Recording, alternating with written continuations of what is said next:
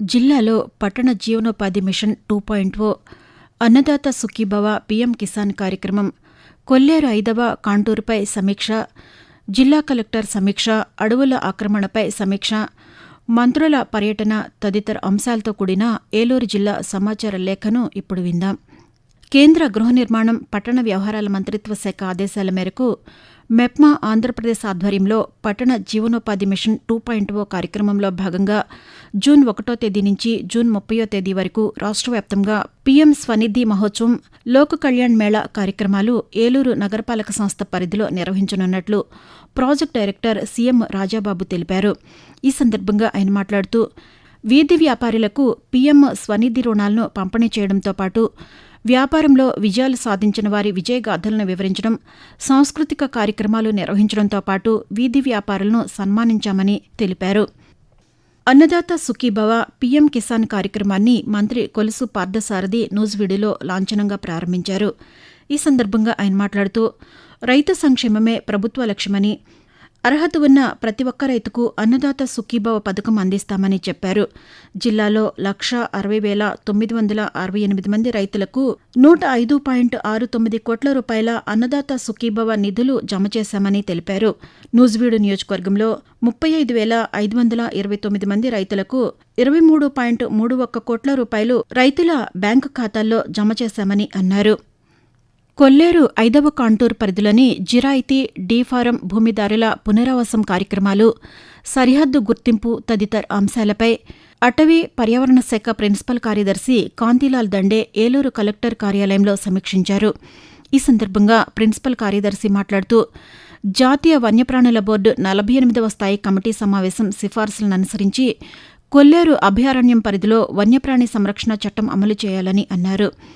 5వ కాంటూరు పరిధిలోని జిరాయితీ, డీఫారం భూములు సుమారు 20,000 ఎకరాల వరకు ఉంటాయని, కొల్లేరు అభయారణ్య పరిధిలో వన్యప్రాణి సంరక్షణ చట్టం అమలు, సమస్యల పరిష్కారం, పునరావాస కార్యక్రమాలపై రూపొందించిన ప్రతిపాదనలను సుప్రీంకోర్టు సాధికార కమిటీకి సమర్పిస్తామని తెలిపారు.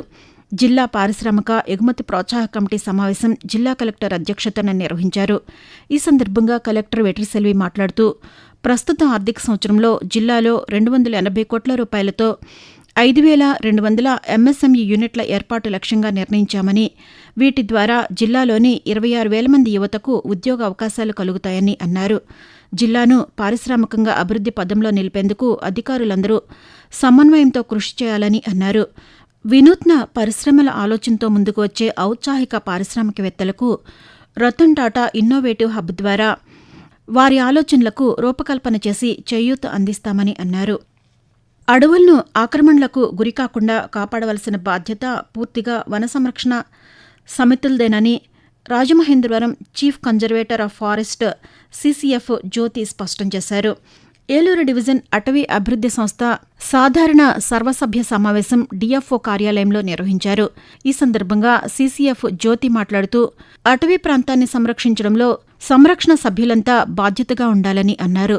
జిల్లా వ్యాప్తంగా ఉన్న వన సంరక్షణ సమితుల భాగస్వామ్యంతో అడవుల్లో ఎలాంటి ఆక్రమణలు జరగకుండా చర్యలు చేపట్టాలని తెలిపారు. పోలవరం ప్రాజెక్టును పరిశీలించిన రాష్ట్ర జలవనరుల శాఖ మంత్రి డాక్టర్ నిమ్మల రామానాయుడు పనులు జరుగుతున్న తీరును పరిశీలించి అక్కడ ఉన్న ప్రతినిధులతో వివరాలు అడిగి తెలుసుకున్న అనంతరం పట్టిసీమ డెలివరీ పాయింట్ తాడిపూడి ఎత్తిపోతల ప్రాజెక్టు దగ్గర గోదావరికి జలహారతి ఇచ్చి పట్టిసీమ, తాడిపూడి ఎత్తిపోతల పథకాల మోటార్లు ఆన్ చేశారు. అనంతరం మంత్రి మాట్లాడుతూ, పట్టిసీమ ద్వారా గోదావరి జలాలను కృష్ణా జలాలతో అనుసంధానం చేసి నదుల అనుసంధానానికి ముఖ్యమంత్రి శ్రీకారం చుట్టారని తెలిపారు. 1,300 కోట్ల రూపాయలతో నిర్మించిన పట్టిసీమ ద్వారా 442కు పైగా టీఎంసీల నీటిని కృష్ణా డెల్టాకు తరలించామని మంత్రి వివరించారు. ఇప్పటి వరకు ఏలూరు జిల్లా సమాచార లేఖను విన్నారు.